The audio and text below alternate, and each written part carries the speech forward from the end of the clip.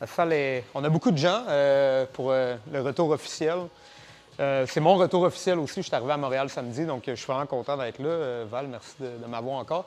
Aujourd'hui, on va faire un peu de contre-attaque de clé de jambe. Okay? Donc, by the way, guys, I'm going to do the class half and half, French-English.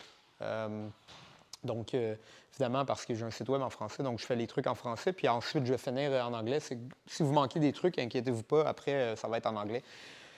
Donc, on va faire un peu de contre-attaque de Ashigarami extérieur, voir un peu les défenses qui sont de base importantes, puis aussi comment contre-attaquer, puis aussi prendre une meilleure position à partir de là. Donc, on va commencer. Peut-être venir en face ici un peu plus.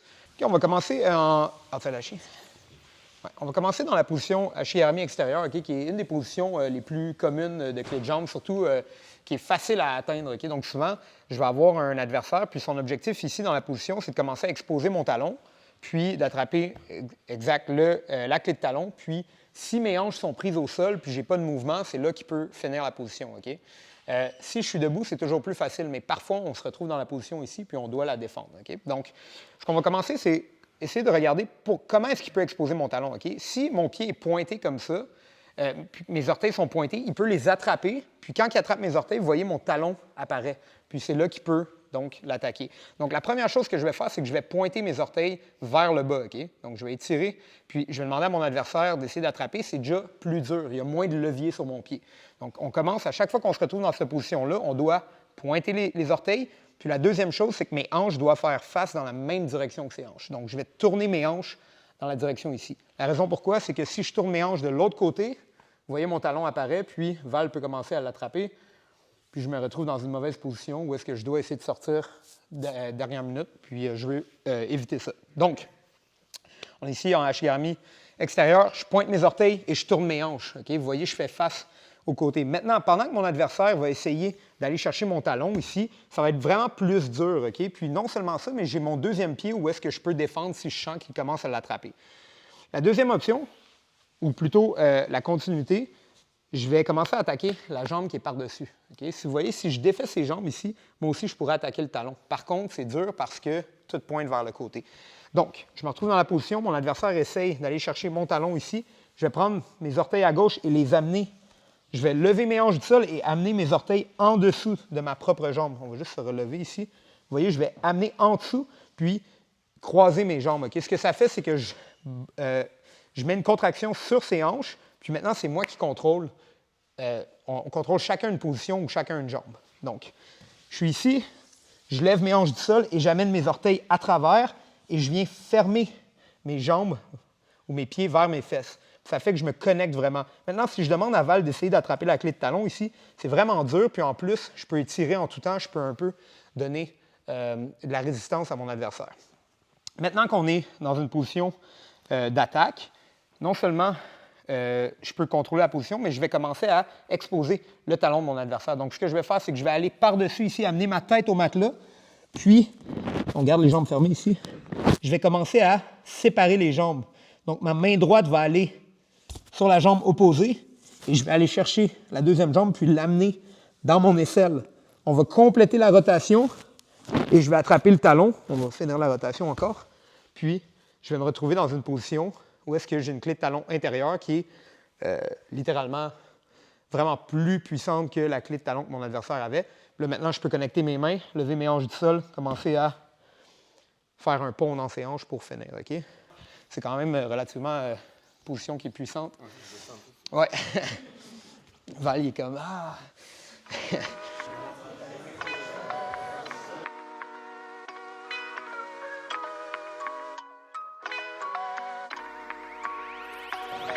Towards this direction. Okay, because inside I'm used to like posting my head on the floor to use it. But since Yeah. you don't have your head. No, you don't want your head. Actually, like most of the time, you want to finish kind of on the elbow, more than like on your shoulder. It gives you more room to bridge and yeah, exactly. As opposed to here, I can still bridge, but there's more friction. Yeah. Here, and then back heeling. Stay on your elbow. Stay on your right elbow. Yeah, like that. And now back heel to come up with your hips. Yeah, and do it slowly, obviously, and I think you'll get it. I think the other thing too is you were kind of falling to your left. But you want to stay, yeah. Et sorti ici, qui attrape mon talon, il ne pourra pas vraiment finir la position parce qu'il n'y a aucun contrôle sur ma rotation. Okay? Donc ça, c'est, lorsqu'on comprend ça, déjà, on comprend que Val veut avoir un contrôle de ma hanche. Ensuite, si ma hanche est écrasée au matelas, je n'ai pas beaucoup de rotation de la hanche. Okay? Donc s'il attrape mon talon, ici, puis que j'essaie de tourner, puis qu'il est engagé, engage, get a bridge, ouais, exact, puis que j'essaie de tourner ici, ça va être très dur parce que tout le corps de Val est engagé sur une section, c'est-à-dire ma hanche, mon genou, puis ma cheville. Donc, c'est très dur pour moi de sortir. Donc, il faut comprendre que si je suis debout, puis que ma hanche n'est pas au matelas, mon pied est beaucoup plus dur à exposer, puis deux, je peux avoir mes mains libres pour séparer les jambes, puis ensuite, s'il essaie de me bouger ici, je peux bouger avec lui. Donc, si tu me débalances, exemple, par le côté, je peux marcher avec, puis c'est plus fatigant pour Val. Donc, maintenant qu'on comprend que lorsqu'on est debout, c'est très dur de se faire finir en clé de jambe. Ce n'est pas impossible, mais c'est beaucoup plus dur. Il faut trouver une manière de se lever. Okay? Donc, on commence encore une fois dans la position ici. Puis, première chose que je veux toujours faire, c'est pointer les orteils, tourner l'angle pour éviter d'y donner le levier pour séparer. Okay? Donc, je suis ici, je pointe les orteils et je tourne. Maintenant, je suis dans la position peut-être avec quelqu'un qui est conscient que je pourrais amener ma jambe à travers, donc il la bloque. Puis, ce n'est pas l'option qui est possible en ce moment. Donc, je veux trouver un moyen de me lever qui n'est pas nécessairement sans me mettre en danger. Vous vous rappelez, si je vais vers ma gauche, j'expose mon talon. Donc, si j'essaie de me relever puis j'expose mon talon, je lui donne gratuitement au fond.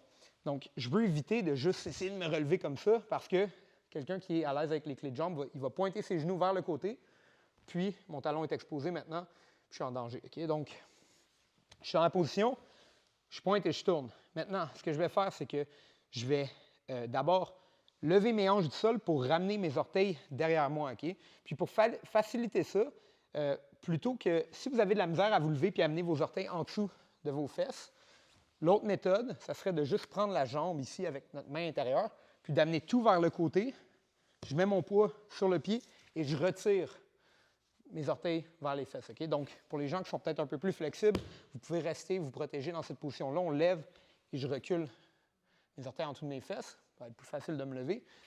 Si je suis incapable parce que la position est bloquée, je prends la jambe, j'amène tout vers le côté, ici, et notez bien, j'écrase mon pied au matelas, je lève mes hanches du sol, je retire mes pieds vers l'arrière. Maintenant, lorsque je vais me lever, je ne vais pas me lever par là-bas, mais je vais me lever en mettant tout mon poids dans mon pied aussitôt que c'est possible. Donc, je vais commencer à construire ma base et je vais mettre mon poids ici. Je vais commencer à me lever, puis Val va rester attaché avec moi. Okay? Donc, on figure le cadre, exact. Maintenant, on se retrouve dans cette position-là. On n'est pas tout à fait sorti. Okay? Première chose, c'est que je veux avoir une base qui est solide. Parce que si je suis droit comme ça, puis il me déséquilibre vers le côté, je vais tomber. Alors que si je suis en genre de demi-squat, puis qu'il commence à me déséquilibrer, je peux marcher avec lui. Maintenant, vous allez voir, Val a une bonne prise en ce moment. Vous allez voir, il y a deux types d'adversaires. Il y a les adversaires qui vont s'attacher après votre cheville, donc autour de ma cheville ici. Puis, il y a les adversaires qui vont soutenir leur poids avec une main puis un coude au matelas. Pourquoi est-ce qu'il ferait ça? C'est que si j'essaie d'écraser ici, je n'y arriverai pas à cause de son coude. Par contre, on va regarder la technique lorsque notre adversaire tient la cheville. Donc, on va chercher la cheville.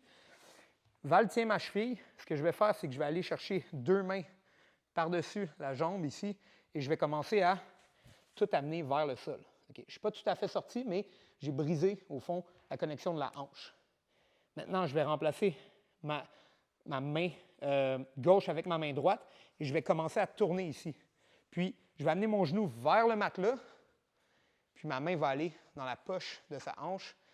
Puis à partir de cette position-là, je peux glisser, commencer à prendre une position qui est sur un passage. Puis souvent, nos adversaires vont réagir en allant sur le côté. Puis à partir d'ici, je peux écraser puis exposer le dos. Okay, on regarde du début. Quand même beaucoup de détails, mais c'est important de les voir. Okay? Donc, d'abord, je pointe le pied, je tourne mes hanches. Ensuite, je vais amener mes orteils en dessous de mes fesses. Si je suis capable à partir d'ici, tant mieux. Souvent, c'est plus dur, donc je viens prendre la jambe, j'amène tout vers le côté, je plante mon pied au sol et je retire mes orteils vers l'arrière. Pendant que je commence à me lever, je mets tout le poids dans ma jambe, comme ça, s'il essaie d'exposer mon talon, c'est pas facile. Si je me lève par ici, mon talon est exposé. Donc, je mets du poids dans cette jambe-là. Je construis ma base. Ici, on va s'engager. Puis, mon adversaire a ma cheville. OK? Donc, je vais commencer à, d'abord, avoir une bonne position. Je suis penché. Je commence à mettre du poids et je vais pousser les genoux ensemble. Vous voyez, je fais des petits mouvements. C'est juste pour rendre ça plus dur pour lui de s'accrocher. Une fois que je suis dans la position, notez, là, j'ai les 2 pouces à l'intérieur. S'il essaie de reprendre la position, c'est vraiment dur. Par contre, je ne peux pas juste sortir. Il tient ma cheville. Je vais remplacer mon pouce dans le genou et je vais commencer à faire un pas vers l'arrière, puis je vais tourner mon genou au matelas, ici. Vous allez voir, c'est super dur de garder la cheville. Puis maintenant, ma main droite va aller dans la hanche. Je mets mon poids vers lui. Je ne veux pas m'enfuir. Il va prendre mon dos. Je mets mon poids et je vais glisser à travers. Puis si mon adversaire essaie de reprendre une position, c'est facile pour moi de commencer à exposer le dos ou tout simplement le passage de garde. La dernière technique que j'ai pour vous, qui va peut-être être un petit peu plus complexe pour certains, mais faites-vous-en pas. Puis si jamais vous avez un peu de misère avec cette technique-là, continuez peut-être avec l'autre précédente ou posez-moi la question, je vais venir essayer de vous aider.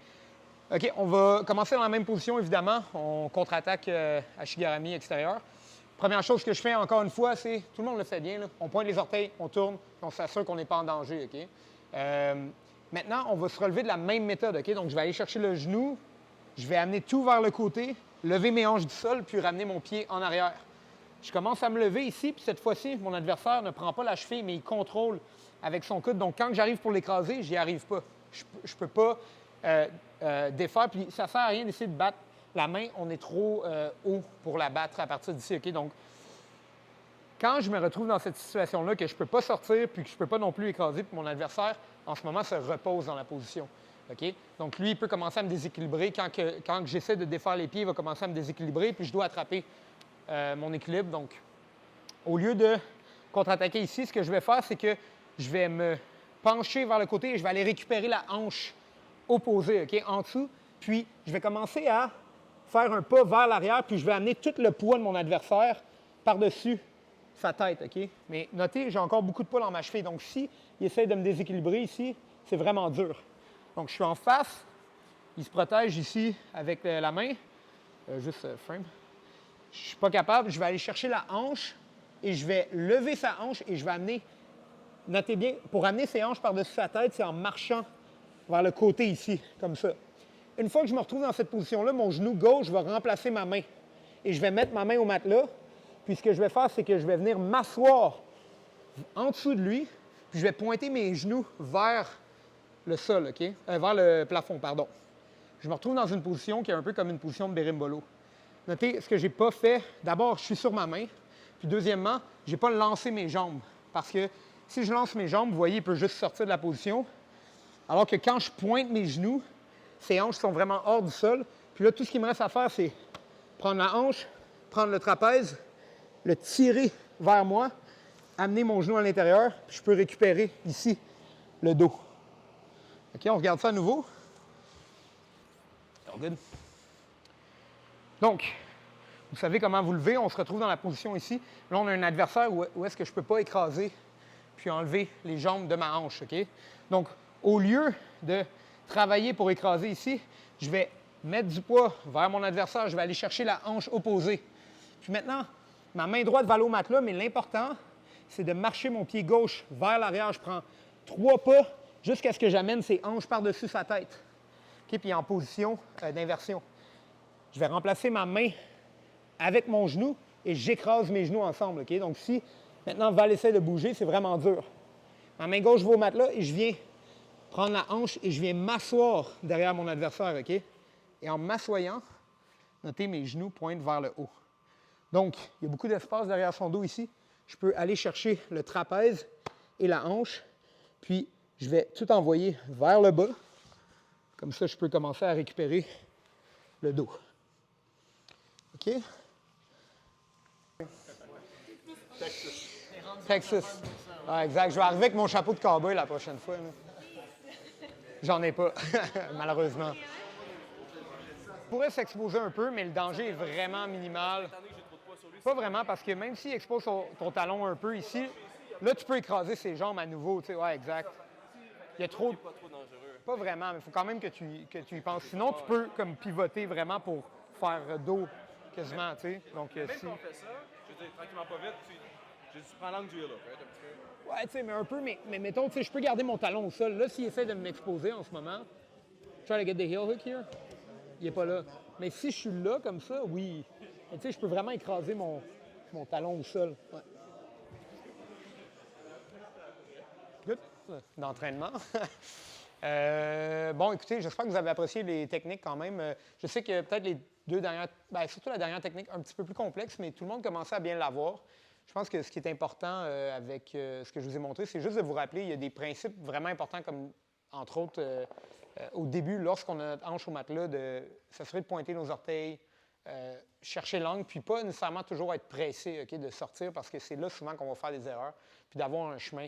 Puis vous pouvez avoir plusieurs techniques différentes une fois que vous êtes debout, une fois que vous êtes au sol, puis ça va vous permettre souvent de sortir des clés de jambes. Les clés de jambes, c'est souvent une question technique parce que l'athlétisme est enlevé un peu de la position, surtout quand on a les fesses au sol. Donc, plus on est technique, plus on peut s'en sortir ou même contre-attaquer. Ceci étant dit, on va commencer à rouler. On a beaucoup de gens, donc il va falloir juste faire attention avec notre espace. Peut-être pas lutter immédiatement, peut-être les derniers rounds, si jamais vous voulez lutter, allez-y, mais essayez de ne pas tomber les uns sur les autres. Puis, aussi les clés de jambes, OK? Ce que j'ai montré aujourd'hui, là, quand on arrive dans ces positions-là, allez pas avec vos hanches, puis allez vraiment fort, OK? Il n'y a pas de compétition de toute façon. Puis l'objectif, c'est plus de contrôler la position versus juste exploser dedans, OK? Donc, ça y est, si vous avez besoin de prendre de l'eau, prendre un mouthpiece, allez-y, on va commencer les rounds. Ça va être des rounds ouverts. Vous pouvez commencer au sol, debout s'il y a de l'espace seulement. C'est bon? 1, 2, 3, let's go!